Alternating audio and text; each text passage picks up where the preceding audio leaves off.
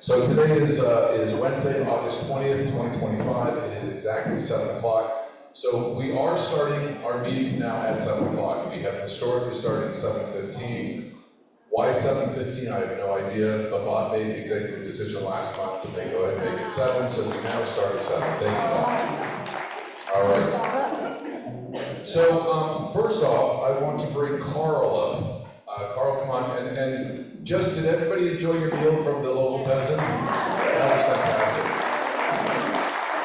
So you folks at home, you missed an amazing meal. Local peasant has been in Sherman Oaks for, I think, about 15 years. Carl's going to talk about that. But before I turn the microphone over to you, I want to thank Jane Kaplan for booking the restaurant. Thank you. That's the only applause you get for Jane for that great meal. There you go, thank you. Maybe because you guys are so full from that great. So, Carl, tell us about the local peasant. Hello. So, yes, I thank you, Matt. I appreciate being invited. So, how many people have been to the local peasant? Okay, the people who didn't raise their hand were not supposed to eat. But because you did, now you know about the restaurant. And just so you know, it is a little tricky to find, right? Because we don't have a sign. We're on Ventura Boulevard in Hazeltine, and there's no sign. There's a bus stop blocking our entrance, but we're busy every night. And we've been open coming up on 15 years, which is a pretty good amount of time for a restaurant that I'm very proud of. We also have another restaurant, Local Peasant, Woodland Hills and Fallbrook.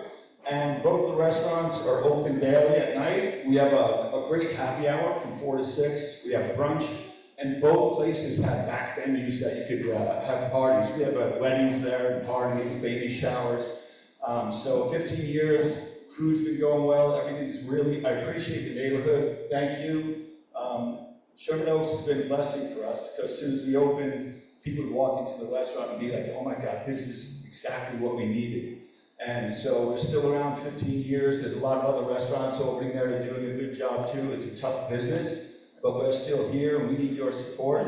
The people that are coming and the people that haven't been there that will come, you're going to keep us alive and I appreciate you. Thank you. All right, and it's so important. Okay. So again, please, if you guys, we do have some great restaurants in Sherman Oaks, but support our local guys. It's important. It is tough. Thank you, Paul. I'd like to have our board members come on up just to introduce themselves, and I'd like Maria to introduce herself first. Everybody here knows Maria, but I gotta tell you something. This woman, and you guys all know, she is a rock star. You guys are so blessed to have this woman as part of our community. She had a major victory today that she's been working on for a long, long time, and she's going to tell you a little bit about it. But this woman single-handedly got the city of Los Angeles to wake up. She got our local politicians to wake up, and about 2 hours ago, Karen Bass finally woke up, and our council finally woke up. Surprisingly not, our council member, Lydia Rahman, is still very woke, but she has not woken up. So, she voted no against SB 79, which will destroy every single one of your homes, as far as if you're a homeowner, if you're a renter, if you're in a single-family neighborhood, it'll destroy single-family neighborhoods. We as our board, we met with Nithya for the first time. We got a seat at her table on Monday as a board. And she promised us at that point, after an hour and a half discussion, that she would consider the amendment that Maria and her United Neighbors crafted, and is up in Sacramento. She looked at us straight in the eye and said she would consider it. She lied to us. She absolutely lied to us, and she made a vote. She was a no vote, and we already have to have a housing element in Los Angeles. We already have a housing element. We're building enough homes. So anyway, I'm going to hand the microphone over to Maria to tell you a little bit about this victory. It's huge. It's not over though. So go ahead and take it, Maria. It isn't over, but it's good news. because we had a resolution that asked the city to oppose SB 79 unless they exempted cities with a certified housing element, which means the city went through all kinds of loops and jumps to get enough housing to please the state, because the state demands a certain amount from everybody every 8 years. So we did all that, and that is all the resolution was asking. And yesterday we got the city council to approve that proposal, that resolution to oppose. But, and then we were told that it could take 10 days for the mayor to sign off on it, and that's the only time they can actually lobby Sacramento. So we decided to send out a call to action. Everybody we sent out letters to the mayor to sign this. And within less than 24 hours, we had 1,300 plus emails from the mayor. And today the mayor signed the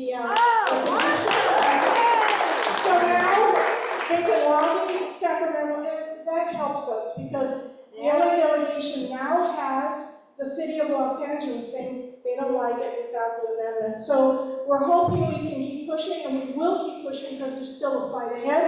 But this has certainly been fabulous, and we thank all of you that wrote and followed me. I'm so appreciative. Thank you. Thank you, Maria. Thank you. Thank you, Maria. And so when you do guys, can I just see a show of hands? And please don't be embarrassed if you don't know. Do you guys know, if you don't know what SB 79 is, just raise your hand. Okay. So do you guys keep your hands up for a second? Do you live in the community? Yes. Okay. Learn about SB 79. Read our newsletter. Go on our newsletter. It's online. It will absolutely change California, especially Los Angeles, especially Sherman Oaks, for the rest of our lives and our children's lives. It'll destroy single-family neighborhoods. Okay. So when you get those news blasts, please respond to them, and please read them, and please get yourselves educated. We can't just think of one person's going to fix it for us. We need a community, and you guys did come out. Thank you. The rest of the board, come on up and introduce yourselves. Hi, I'm Bob Anderson. I'm one of the vice presidents, Maria's the other one, and I'm also the chair of the Transportation Committee. And Matt's right. Take a look at our newsletter, but also we have a new website. And the website has all sorts of stories. You can learn all about SB 79 and why it's bad. You can learn all about how Metro is trying to screw our community too. So we got somebody else. And there's a lot of information on that website that you can see what we're doing to try to stop these kinds of things from happening. So it's SOHA914.com or Sherman Oaks Homeowners Association.com. Either one works, but take a look. And I'll be back next month with some information on what Metro is doing or not doing. We'll find out. Thank you.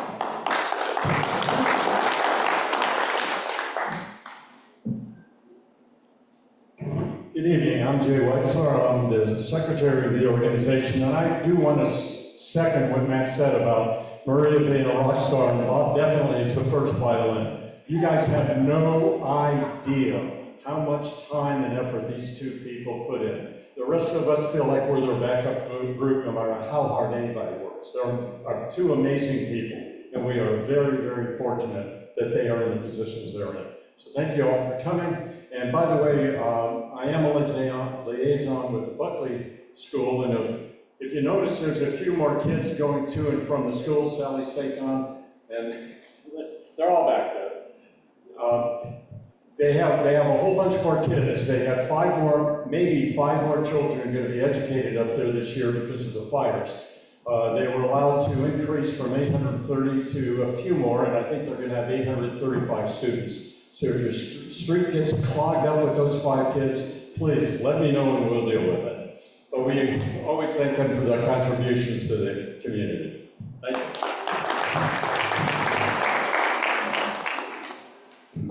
Good evening, my name is Larry Slade and I chair the Homelessness Committee for the Sherman Oaks Homeowners Association. And I've lived in this community now for 30 years, and in every opportunity that's come up, whether it's been the a proposition or a bond measure. I have supported allocating financing to ameliorate the homelessness problem, but yet it's continued to get worse and worse. We have literally thrown billions and billions of our tax dollars at this problem over the last 20, 25 years, and it has not gotten better. But what we have succeeded in doing is creating a cottage industry of nonprofits that profit off the tax dollars that we allocate, but have not really made that much of an impact on the problem. One of the major focuses of the group that I'm involved with is specifically what I refer to as the dangerously homeless, the ones who suffer from deep and abiding mental illness, who present an immediate danger to themselves and others.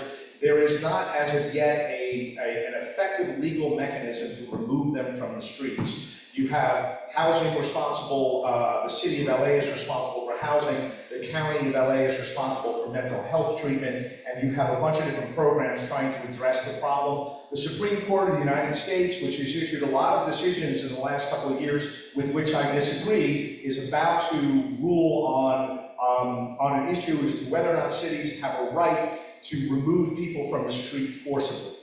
My preference is that we find a way to get them treatment, to get them help. But in lieu of that, if we can't do that, they don't have a right to live on the street. We're not criminalizing homelessness by protecting our communities. And so we're going to continue to fight this fight and hope that we can improve our efforts towards cleaning up Ventura Boulevard, protecting the businesses on Ventura Boulevard so you can walk up and down your street safely. It's an ongoing battle, and so far, over many years and through billions of dollars, the government has proved ineffective at addressing this issue. So we're still at it.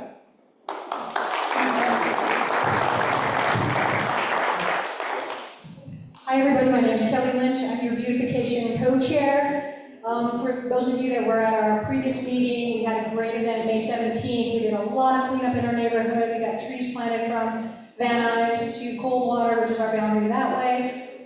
We painted some utility boxes with the support of Paint Sherman Oaks, a nonprofit through the Sherman Oaks and Encino Chamber. We're working on getting another date so we can focus on Van Nuys to Sepulveda and get those trees planted. Anybody who's interested in joining our committee, we would love to have you join with us and help us. We have regular trash pickup days. Howard Jaffe, I don't know if you're here, but he coordinates that for VCC.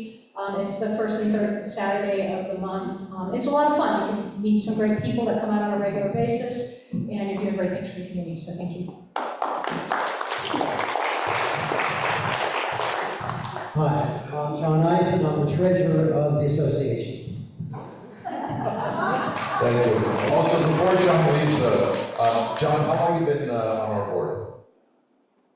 How long have you been? How long have you been? 31 years. 28. 28 years. Hold on, don't go anywhere. So John is moving out of Sherman Oaks. So John is going to be leaving the Sherman Oaks Homeowners Association. He will come and visit us when he's in the neighborhood. But this may be your last meeting, maybe not. But I just wanted, it's not your last meeting? Not last week. Okay, good. We haven't gotten rid of it yet. Okay, good. Well, I'd like to just have a round of applause for John. Yeah, come on, Chris. So, what do you want? Why do you want this one? All right. This guy here, so we've got Jose and Maria. They're our senior leads in the area. Jose is retiring soon. So we're going to get a new senior lead. And we're going to be very sad to see Jose leave. I forgot to mention Joan Pellico. She is our liaison, our community contact person. She's here. And we also have our former vice president, Jules Fear. He's here. So raise your hand. So Chris is in charge of all of the Van Nuys division. He is the main guy there. The buck stops with this guy. So since he's here, he's going to give you his quick 2 minutes on how crime is disappearing in Sherman Oaks. So I also want to introduce our Deputy Chief of the San Fernando Valley, Deputy Chief Marla Trinchelli.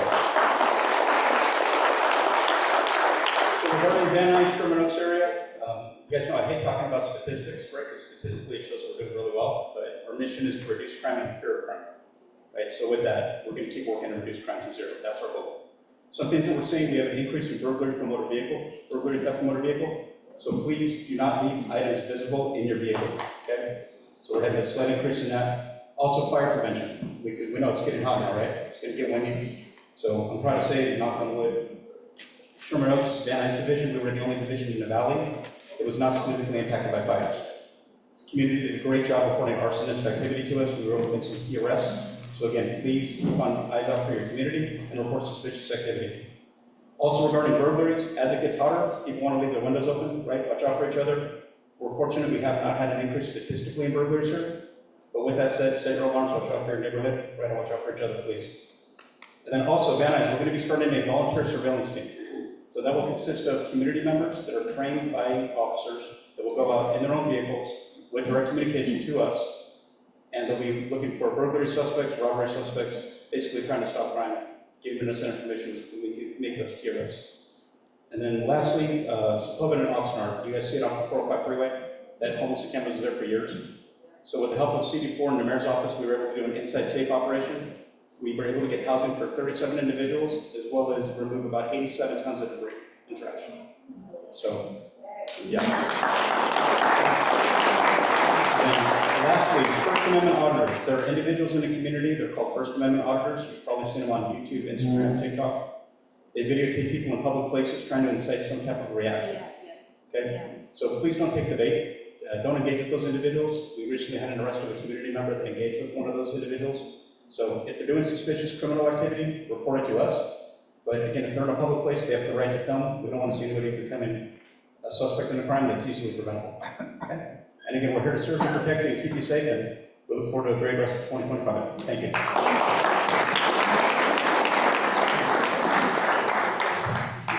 Do we have any field deputies from any of the electeds here?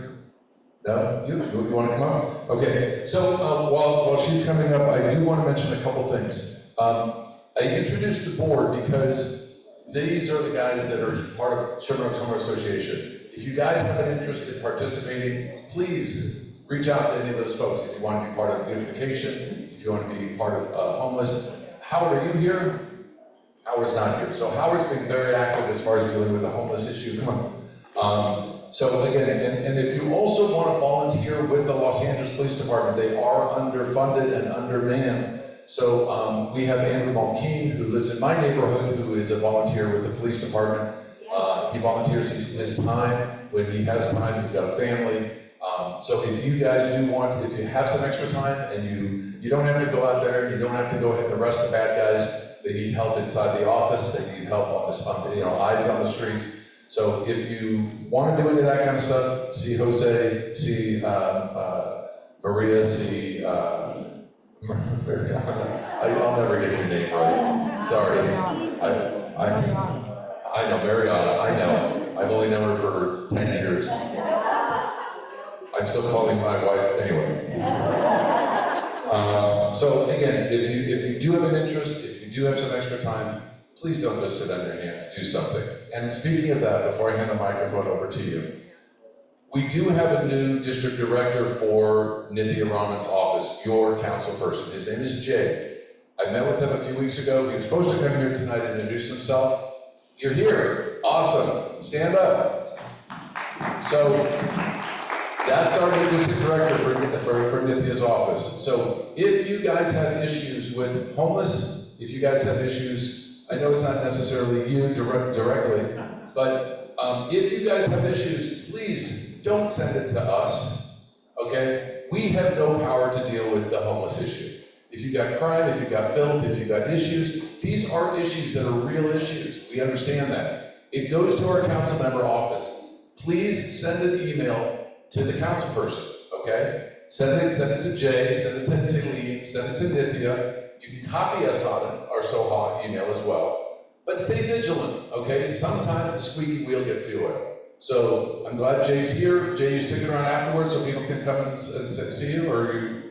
You think I'm gonna run out the door? Yeah, I don't know. I hope not. No, I had a great meeting with Jay and Taylene last week, and so hopefully this is going to open a door, and hopefully if you guys have issues, you'll get his name and number, and he'll be sticking around afterwards. So go for it. Not using this one. Okay.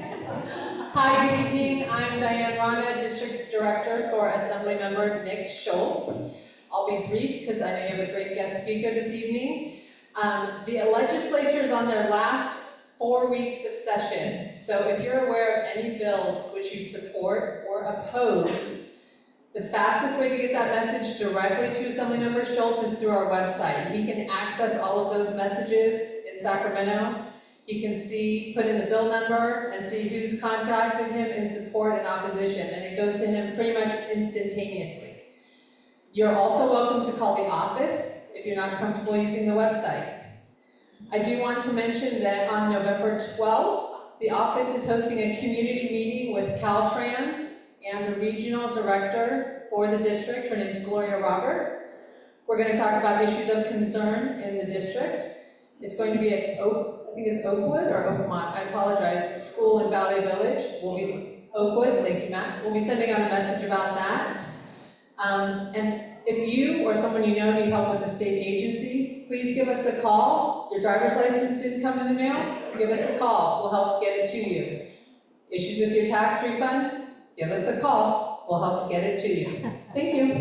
Thank you. All right. And just so you know, Diane is great to work with. Her boss, Nick, is great to work with. So hopefully he'll get some things done now. Jim. All right. Sorry.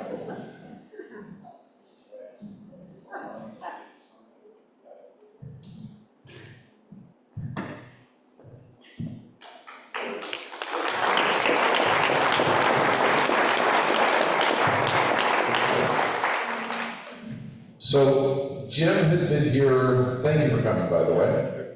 I know you have nothing better to do. Jim's been at our meetings a few times over the years. You were here a year ago, February. You were here as a private citizen. Do you remember? Yeah. And Jim has always come to Sherman Oaks Homeowners Associations. He's always been, it was fun having him and Richard around with their accents. What accent? Yeah, exactly. So, Jim's a great guy, and he's a down-to-earth person. We're very, very blessed to have him as our chief.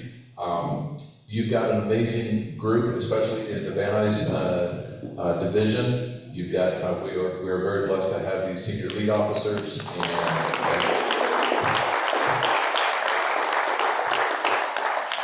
And again, Sherman Oaks has always supported your department, and we appreciate all the hard work you guys do. You put up with a lot of shit, and you keep coming back, and I really appreciate it, and this crowd here really appreciates it as well.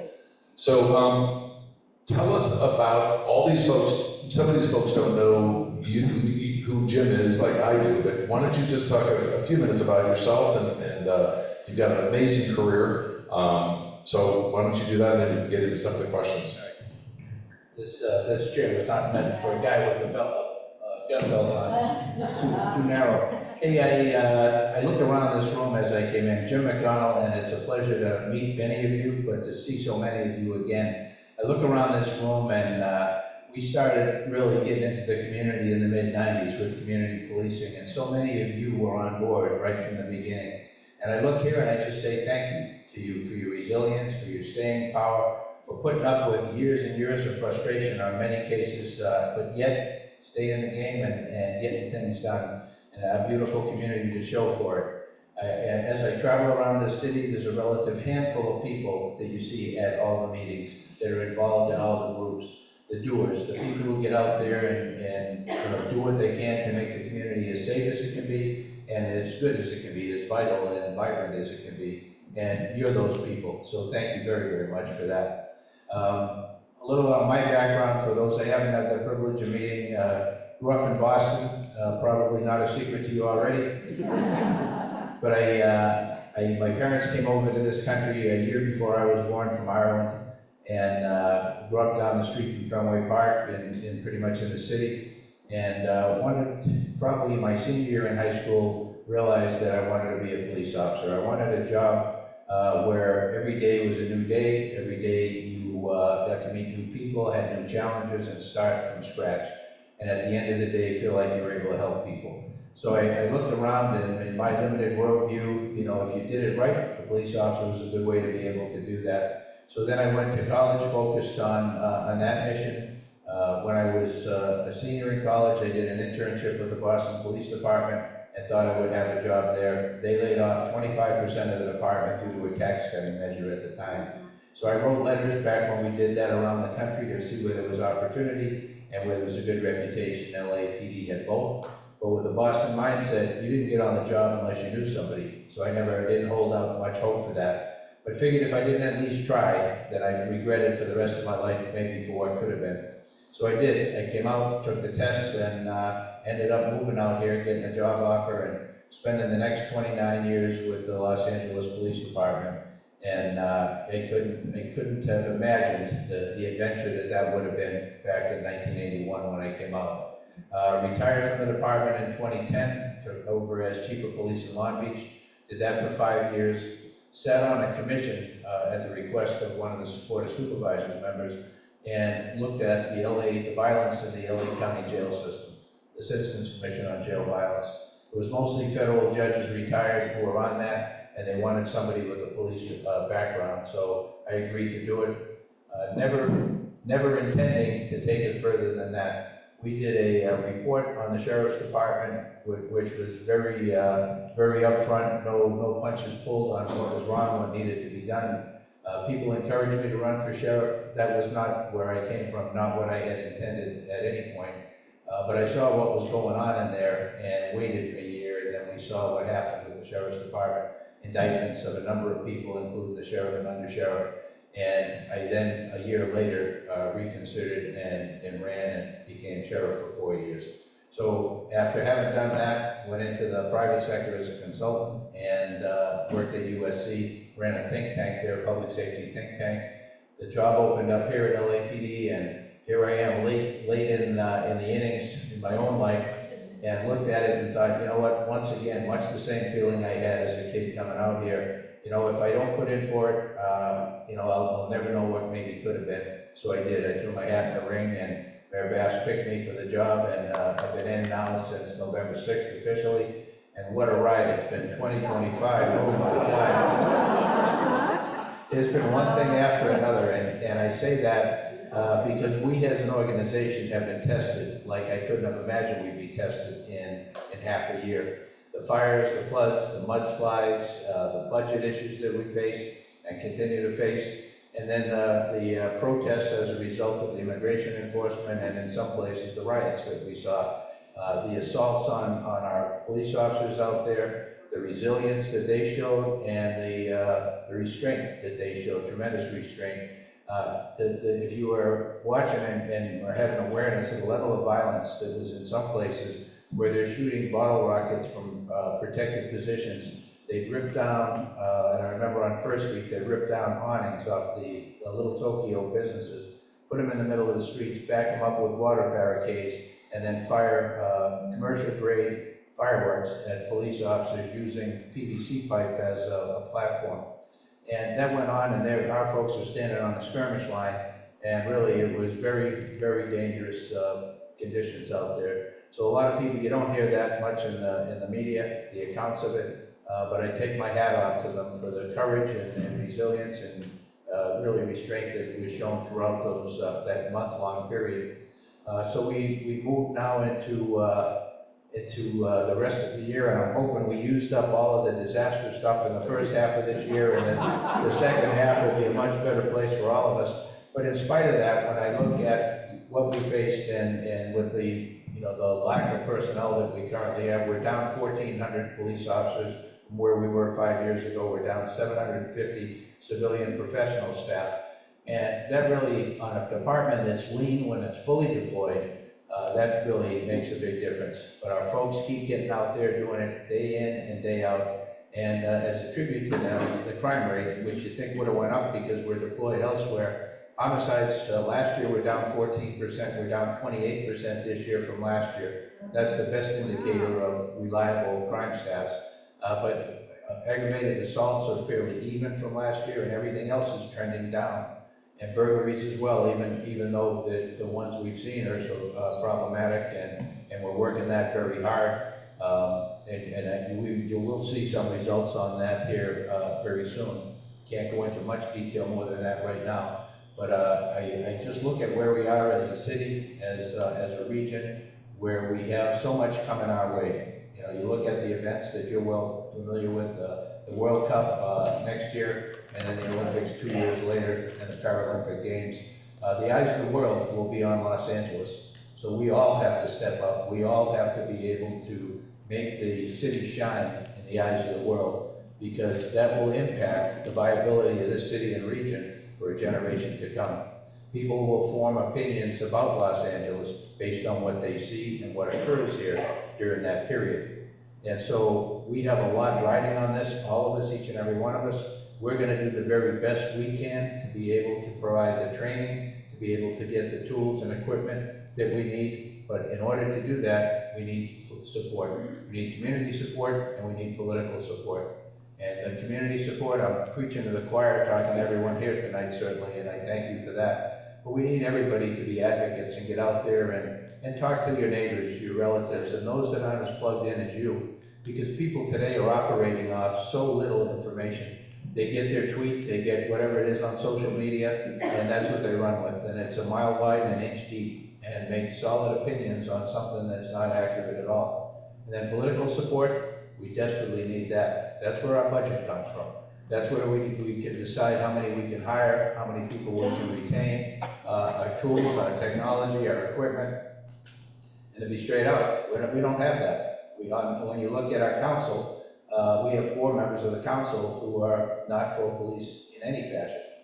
And that comes at a cost.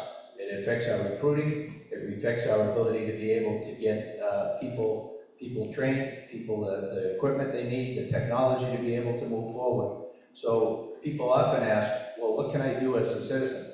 You can really, first of all, hold your electeds accountable for doing what you need them to do to have a safe and viable community. And really let them know what your thoughts are. Encourage others to vote, but encourage them to vote with a base of knowledge to know what the issues are in the community, what needs to be done, and how do you make that community better. And if everybody stepped up and did that, we'd have a different city in a very short period of time. I still say this is the greatest city in the world, but we have so much more potential that I think we could realize if people became engaged like all of you are. So a long way to say, tell me a little bit about your background, but thank you for that opportunity.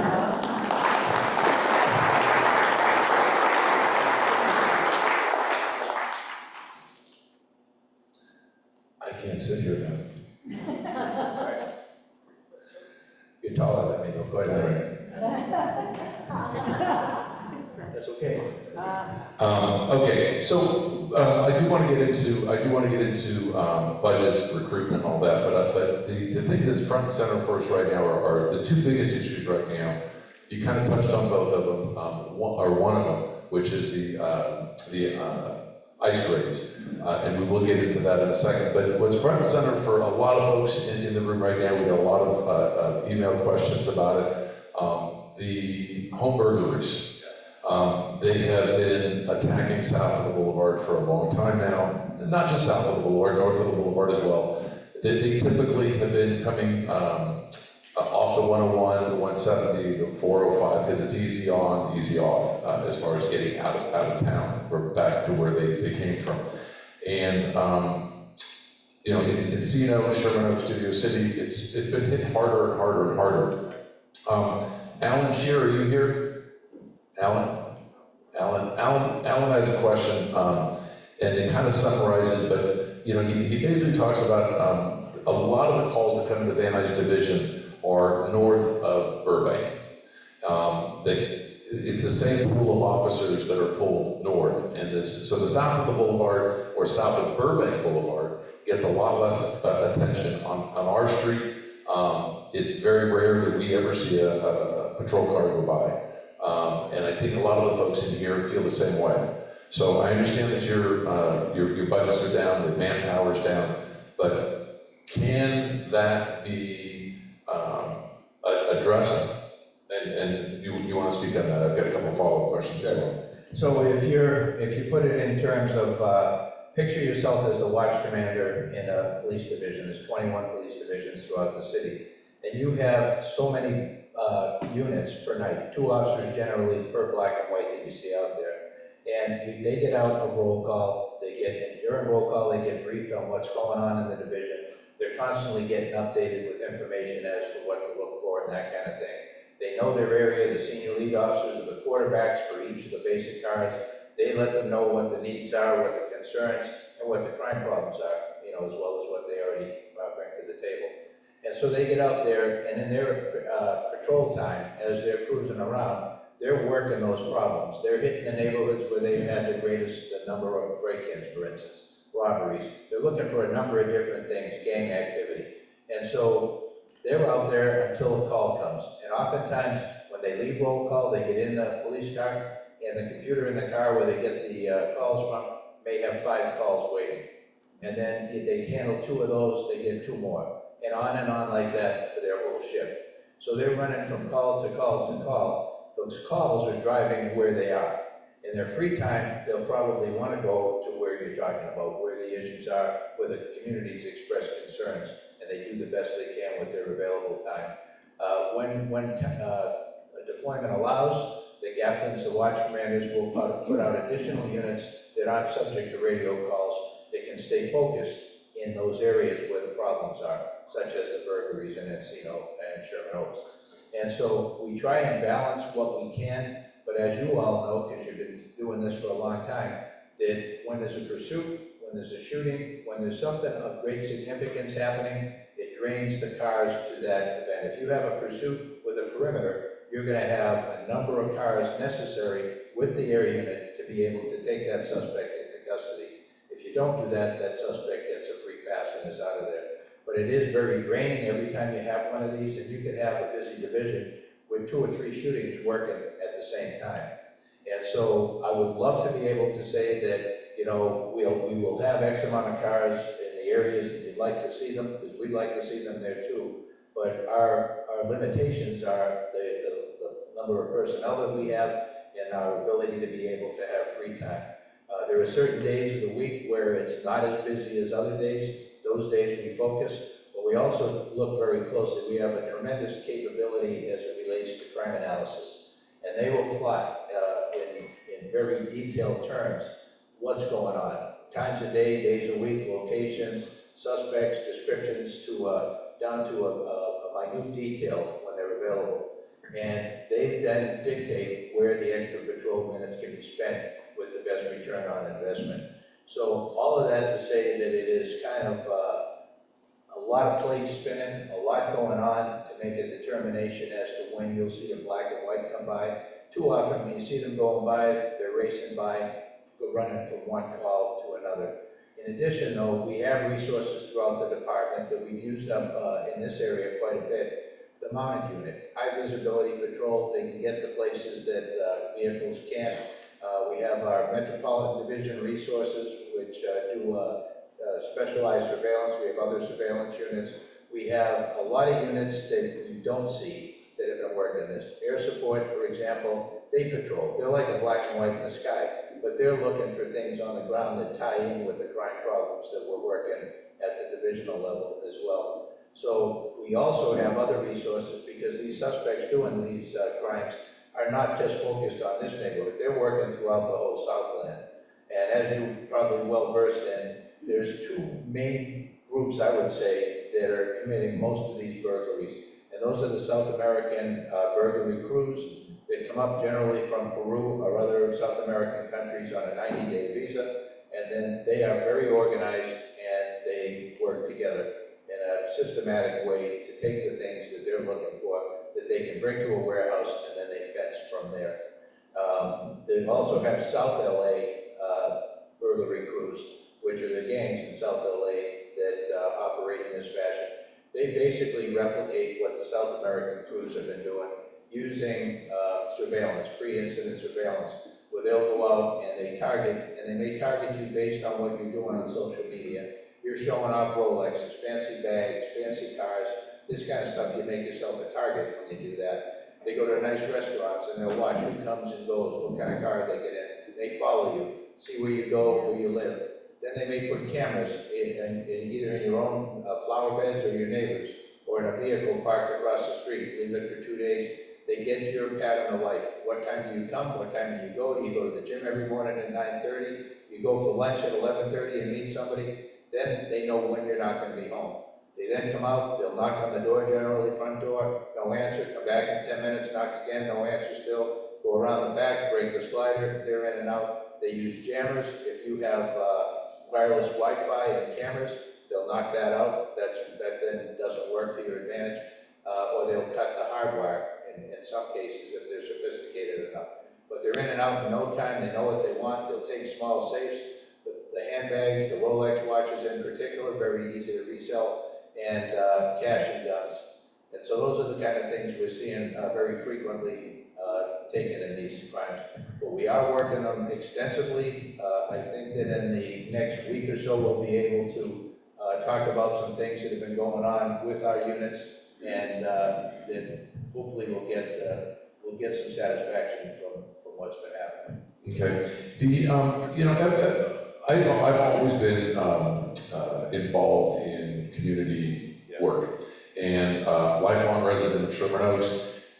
In all my years, it's always been, you've got Encino's covered by your Reseda office, Sherman Oaks is covered by your Van Nuys division, Studio City is covered by North Hollywood division, and it makes sense. However, times have changed, crimes have changed. So why can't, like Chris's guys can't go past Coldwater Canyon? That's their stopping, they're stopped over there. So if there's a crime, I mean, they will go if there's a crime, but they're not patrolling. Is it possible to just kind of maybe get some realignment of resources from those three divisions and have a south of the 101 division?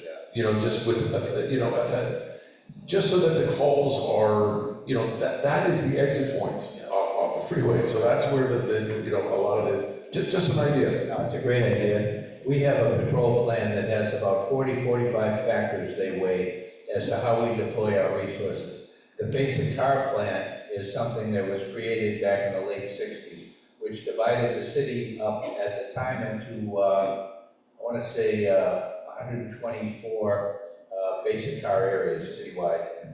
That stayed in place then up until the mid-90s when we redid the basic car plan, did a reassessment of workload, and then looked at street miles, looked at violent crime, property crime, access to different areas, freeways being a barrier, to try and make it work so that we had, as best we could, some equity relative to workload citywide.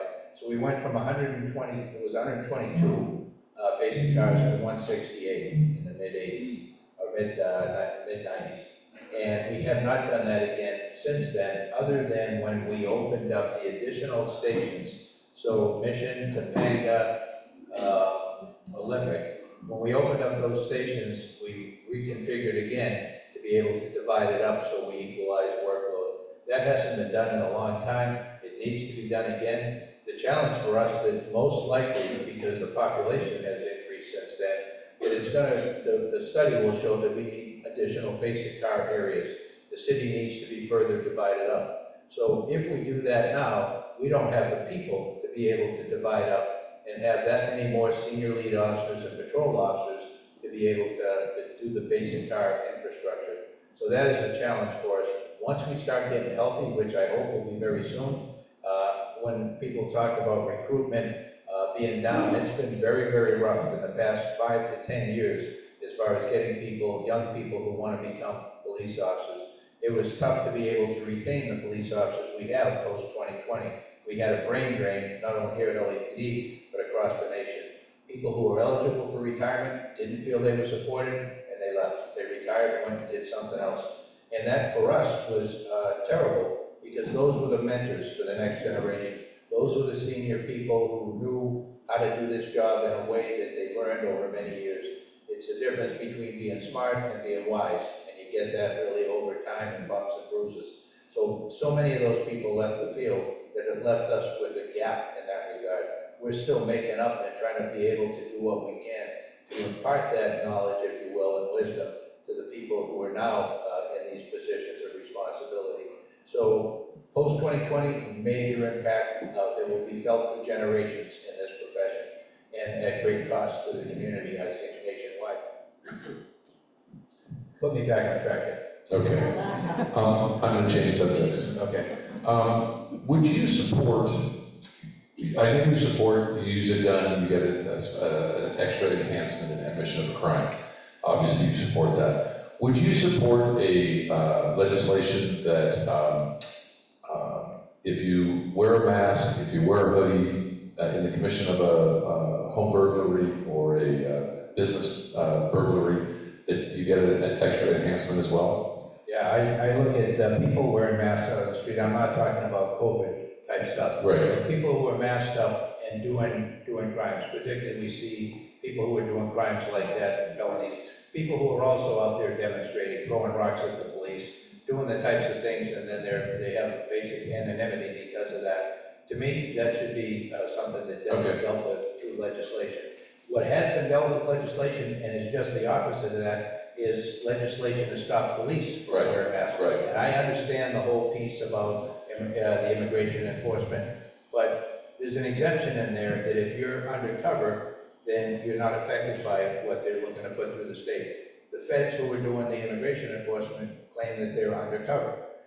It also, the federal government employees don't follow local laws if it's counter to officer safety issues. So the legislation that's been put forward, I scratch my head, and I'm not sure what impact that's going to have. My worry is that it's impacting things that it's not intended to at all. You look at our motor officers, their face is covered because they're wearing a helmet with a face shield. When it's cold out, they wear something to cover their neck and sometimes their face area when they're driving around. So we need, all of us, going back to what I said initially, all of us as residents, voters, people who support the city need to be able to ask those questions in a way where we ask the second and third question and we're not satisfied with what we get initially. So, not to put him on the spot, but I'm going to anyway. Chris is actually working on a legislative measure about the masks and the hoodies. So I didn't want to say that first because I wanted to make sure you supported it first. And so I kind of figured you would, but. This is not the first time you've done this show. So, no, but, and I think the timing is really right for something like that. I mean, these folks are not wearing masks because they're worried about getting COVID. So, okay, good. So I look forward to saying that. Let's talk about ICE though, because I mean, that's front and center, that's every day. Los Angeles is made up of so much made up of our immigrant population. Talk to us about, the sanctuary city, what is the end game here? Because Washington, D.C. has obviously a different view than Gavin Newsom, obviously, and Karen Bass. We do have folks like you talked about, the South American gang guys that are in jail, and a lot of those guys are not here legally. So, or they've overstayed their visas, and so they're not here legally. Why are we paying to protect those guys once they are in jail? And what's the end game here? I mean, the end game is there any dialogue with Washington as far as is anybody talking to Washington as far as to try to mediate this craziness that's going on with ICE? Yeah, great question, and I think that's a very big question, not only in Los Angeles, but in cities across America. Washington, D.C. is dealing with those issues now as well. What we saw here, and just to rehash for anybody who is new here, LAPD's policy since 1979 has been, and you hear it called and referred to as special reporting, which is only a vehicle to get something put in our policy manual. But since that time now, 46 years, we don't stop people for purposes, for the reasons you stated. We need to have trust with all of our communities, our immigrant communities included. So we don't stop people for purposes of finding out their immigration status, and we don't ask that at any point during our interactions with members of the public. We focus on, did somebody break the law, and if so, we deal with them accordingly. So all of a sudden now, we're dealing with Senate Bill 54, California Values Act, which prohibits what we've been doing for 46 years.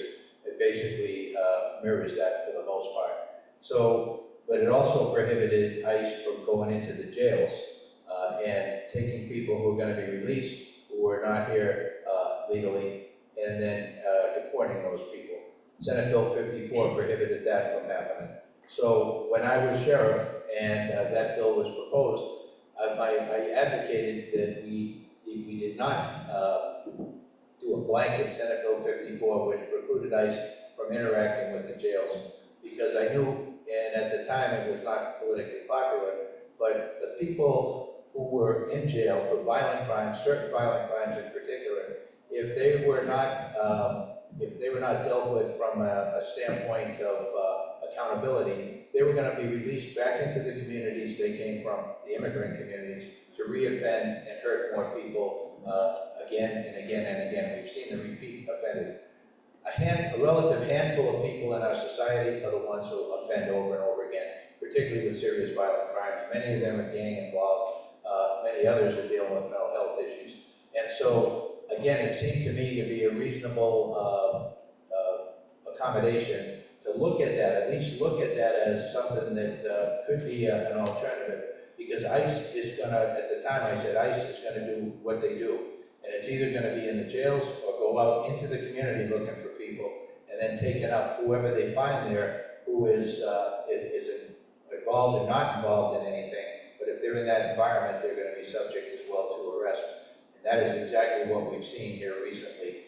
I think it was avoidable. I look at where we are now. I think that there's an opportunity to be able to come to the table and work out some kind of an arrangement so we don't see what we had in the beginning of June in Los Angeles, which took 40 years of goodwill and trust that was built up with our immigrant communities and turned it upside down.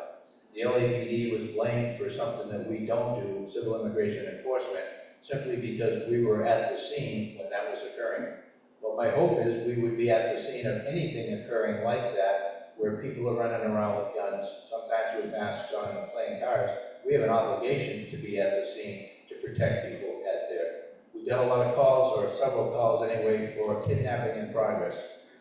People would call and we'd get out there, code 3 lights and siren, and then we would see what were federal agents doing immigration enforcement. Once we determined that's who they were and that they weren't people out there who were, kidnapping people, then we have to back off and provide safety for everybody in that community. And that's what we did. But because we took those actions, there were those who pointed at us and said, they're there, they're helping. That did not help our ability to be able to maintain that level of trust that we had worked hard for throughout many of our communities. So we have a lot of work to do to be able to rehabilitate that trust. We're pledged to do that and be able to do the best job we can for everybody who lives in Los Angeles. So is there any branch of law enforcement, is there any branch of California or local or county, and anything happening in California that's trying to work with the current administration or trying to work with ICE as far as to come to some kind of I don't want to say a compromise, but some kind of a operating book or manual or a solution to the differences right now? I think there are elected officials in the state who would be willing, if the offer was put out there, to come to the table and talk. I can't speak for them or what they would do, but I can tell you what I'm trying to do is I'm vice president this year of the Major City Chiefs Association. We had a meeting online this afternoon, and everybody has the same fears. What's going to happen to my community if we see what happened in D.C., if we see what happened in Los Angeles? And so we're going to try and do the best we can as an organization, speaking for major cities across America, to be able to approach, and we're meeting in next month in Denver, and a lot of the federal agencies have their senior people also at this conference. So the opportunity, I think, will be able to sit down at a table and say, here's what we're facing, how can you help us? Great, good luck with that. Keep us posted on that. No, seriously, I didn't mean to be facetious. Quite a few questions, and Andy, if you're here, she wants to know about your hands being tied with the homeless issue. That is a major issue. It's definitely a major issue here at Sherman Oaks. We deal with it every single day in our backyards, in our front yards, on our main street, and in our alleys, everywhere. And we understand your positions. You guys aren't mental, health, doctors to help these people. We understand all that, and we speak to the senior leads, we speak to your guys on the streets, and we understand that there's not a whole lot you guys can do. But again, what's the solution? Give us some kind of a ray of hope that this homeless thing can go away in our lifetimes or in the near future. There's an awful lot of money being spent, tax money, Prop H, Prop HHH, a lot of money being spent to focus on the homeless issue. And I think that that's not the reason we're not dealing with it effectively. I think part of it is, and when you go back to, and people often cite when Governor Reagan was in office, and you had institutions where mentally ill people were placed, they were brutal. They were places you wouldn't want a relative at all. And there was a big public outcry to do away with them, and instead replace them with community-based mental health care and treatment. But when it came down to locating those, nobody wanted it in their own backyard. They were up for the concept, but somewhere else. So they never got built. So the people who would have been institutionalized in those days, in more recent years, are on the street. Very sadly, because it is a humanitarian crisis. Not a police issue. The police get called when somebody acts out on their mental health issue or their addiction issue. That's when mostly the time we get caught, or it's a quality of life issue. People living under the bridge or doing the behavior, consistent with their illness. They call the police to try and maintain order. But our hands our ability is pretty much limited because it's not against the law to be homeless. We only can come in to the most part after they act out on their illness and do something. Too often after they do something that is harmful to someone else. We don't feel good about that. We wish there was something more we could do, but truly we don't have the resources or the expertise to be able to deal with it. When our folks roll out on a mental health crisis and someone is acting out on their illness and they're violent, generally people call the police when they're either volatile or violent already. They get out there, and 99% of the time, they're able to de-escalate the situation and be able to deal appropriately with that person when they can, get them treatment, get them housed for some period of time when that's possible. There is nowhere near enough resources to be able to deal with the number of people out there. It's about 70,000 people throughout the county of Los Angeles. So our folks are going out call after call after call, and dealing with people, most of the time extremely effectively. You don't mostly hear about those. But you think about it, we've got police officers, and that's somebody 20 to 25 generally, with some variation, who takes the test, gets on the job, and goes through a 6-month academy, some in-service training, a training officer period, and then they're out there with the partner. We send them every problem society can come up with and expect them to be right 100% of the time. And amazingly, they're right almost that much. But it's a lot to expect for somebody with that training and experience, whereas if you took a psychiatrist or a psychologist and sent them on the same call, most of the time when you go to a psychiatrist, it takes several sessions to get diagnosed. Then you get medicated, you try different medicines, and it takes a period of time before you're stabilized. We're expecting our cops to go out there and do that in 20 minutes, and with no use of force or no issues at all to talk about. This really is unreasonable, and it's a lot to ask, but I'm humbled by how often they're as successful as they are, when I think it's beyond all odds. So we continue to train, we continue to teach de-escalation techniques and tactics.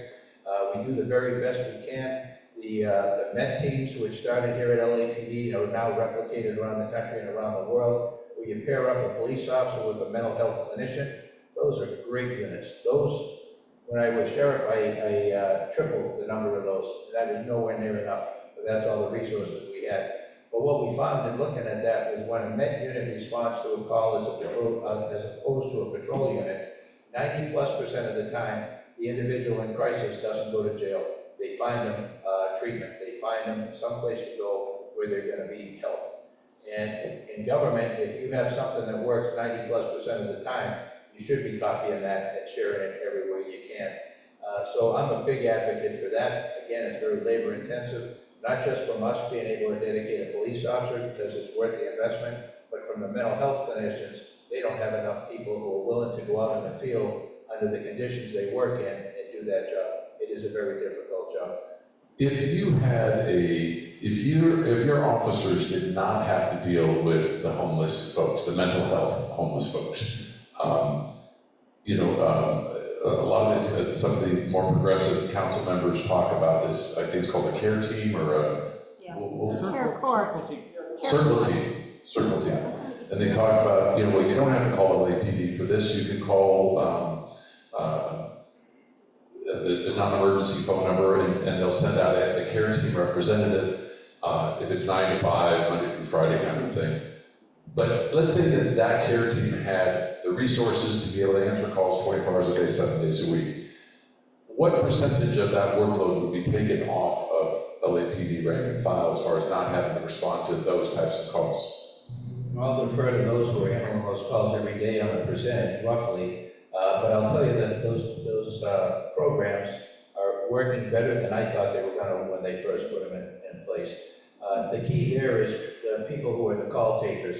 When you take the call, you have the ability to be able to get enough information to determine that a care team or other type teams like that are the appropriate response.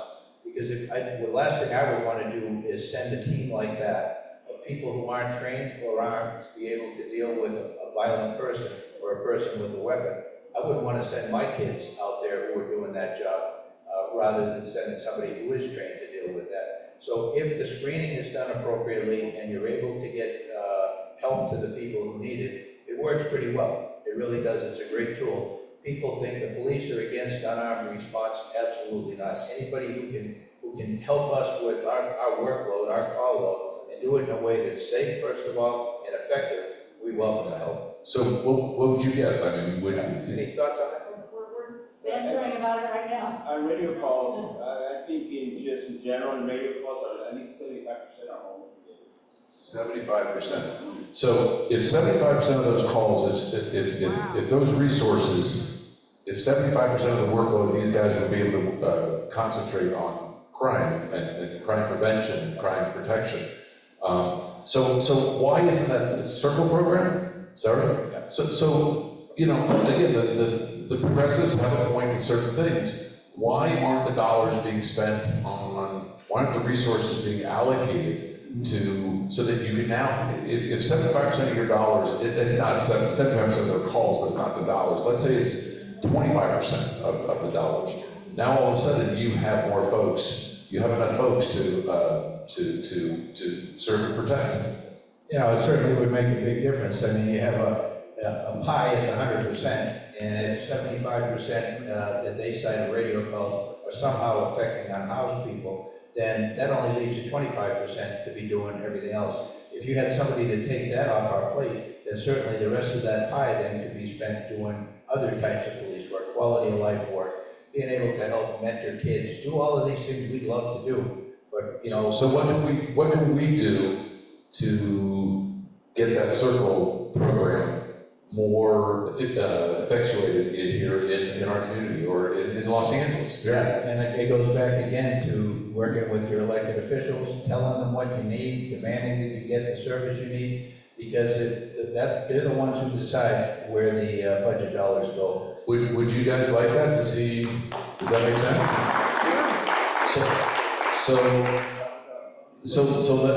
let's start seeing if we can help you out with that as far as working with our council members as well as the mayor as far as get some allocation on that. I'll just say that the mayor has been a big proponent of alternatives to incarceration, alternatives to armed response where it's appropriate. So we have, I think, an ally and an advocate for us there. Okay. Rob Zeeland, are you here? Okay. So he wants to know, did LAPD make an agreement with Karen Bass to not prosecute misdemeanors and not to arrest homeless involved in small crimes. We don't take direction from elected officials as to what we're going to enforce, what we don't enforce. Different elected officials, council members, will decide what are priorities within their districts. But if there's a crime committed and we're aware of it, particularly felony crimes, we deal with those the way you would expect us to deal with. We only, going back to that pie again, we only have so many resources, so we have to triage constantly what we're going to do and what we're not going to do in order to be able, obviously, the things that are crimes of violence in progress are top priority. And then down from there, but violence takes the priority over everything else. So when you get down to the misdemeanors and the quality of life issues, if you were to tie yourself up with those crimes all day, you wouldn't be able to get to the people who are most in need from a safety standpoint. Okay. Just a couple other softball questions, because I know you like those. We've got the World Cup coming up next year, and we've got the Olympics, and we have zero support from the federal government as far as any support. How safe is this city truly going to be for those types of large world events? Yeah, I'm happy to say that we will have support from the federal government. I am not sure how it's going to be allocated, but I hear we're going to have about $1 billion worth of federal support for the Olympics to be able to put that on. We're going to get not as much money, but a significant support for the World Cup as well. But that'll be in the 11 cities across America. Do you think there may be some strings attached to that? Oh, sure, there's always strings attached to everything. Anywhere you go, there's strings attached. The other issue is the Olympics have been declared a national special security event, which only four athletic events have ever gotten that. What that does for us, it gives us full access to the federal government's resources for intelligence, for all of the tools and equipment and resources, the FBI, the ATF, the DEA, the Marshals, DHS, and all of the agencies that can bring something to the table to help us keep the games and the environment around it safe from anything that might occur. That is a big, big deal for us as far as particularly the challenges that we will likely face. When I came on the job in 1981, we were training and getting ready for the '84 Olympics.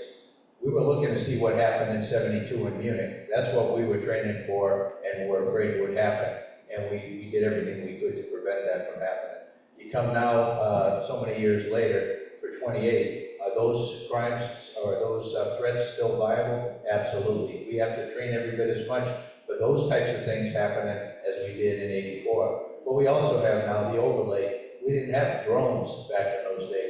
Drones are a big threat with the ability for them to spray aerosol, to take a payload of anything, drop it wherever they want. And we're only working our way through, going back to major city chiefs again, working our way through now, being able to get federal authorization for local and state police to be able to interdict drones.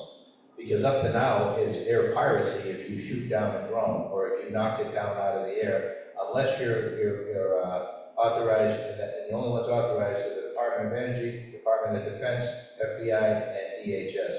So we're looking to be able to, they work with us and they're there at the Rose Parade, major events like that. They're not there with us for every Dodger game or every game where a lot of people are coming together, concerts and so forth. So local and state officials need that ability because that's the environment we're operating in today. And then you go into the cyber threat. That is something that's a whole layer of scary on top of everything that we're already dealing with. The ability to be able to knock down the grid, to be able to go after whatever they're looking to go after and shut it down. That threat is very real. And when people ask what keeps you up at night, that keeps me up at night. All right. Well, thank you so much. Really appreciate your time always. Let's hear it for